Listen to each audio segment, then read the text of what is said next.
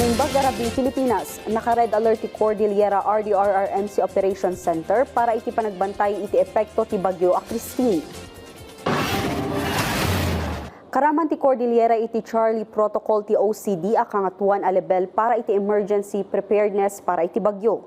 Iti datos si DSWD card dumanon iti nasurok 63,000 family food packs ken nasurok 25,000 non-food items ti nakapreposition para kadagiti maapektaran iti bagyo iti Cordillera. Dumanon iti 3 million pesos ti naka-standby funds para iti kanayunan at tulong kadagiti posible ang maapektaran.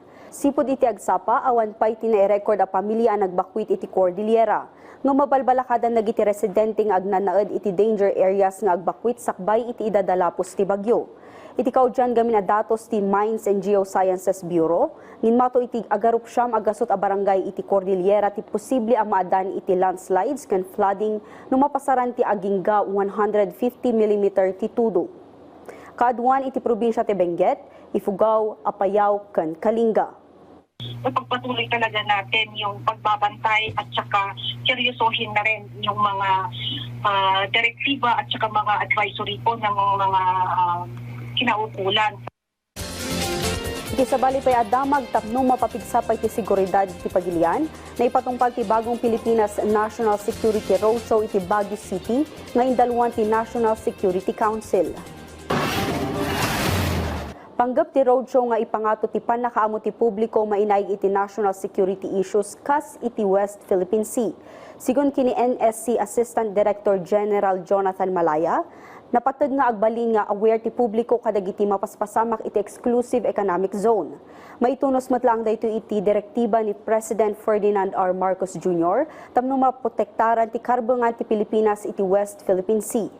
Kabayatan na, sigun iti Philippine Coast Guard, nagasat ti Pilipinas gaputa iti Marcos Administration, mailablaban ti karbongan ti Pagilian iti mapag-ininagawan a West Philippine Sea. Ang National Security Council po through our National Security Advisor directed us to begin this National Security Roadshow. Kaya po nandito kami ngayon para mapag-usapan, no?